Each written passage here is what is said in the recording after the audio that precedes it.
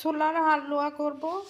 ছোলাটাই দেখেন সিদ্ধ করে বেটে নিয়েছি, কিশমিশ আর বাদাম ভেজে নিয়েছি ঘি দিয়ে, আর এই দুধটা দেব, এই যে চিনি দেব পরিমাণ মতো।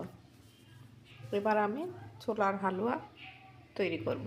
ফ্রাই প্যানে দেখেন ঘি দিয়েছি, এর ভিতরে ছোলাটা আমি লাভ করা ছোলাটা দিয়ে দেব। এবার আমি এর ভিতরে দুধটা ঢেলে দেব।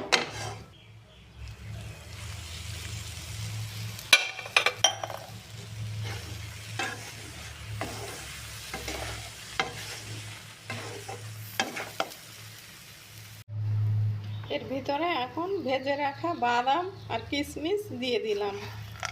এটা হালকা আছে, অল্প অল্প করে নেড়ে আমার হালুয়াটা প্রায় হয়ে এসছে। অল্প কিছুক্ষণের মধ্যে আমি নামিয়ে ফেলবো।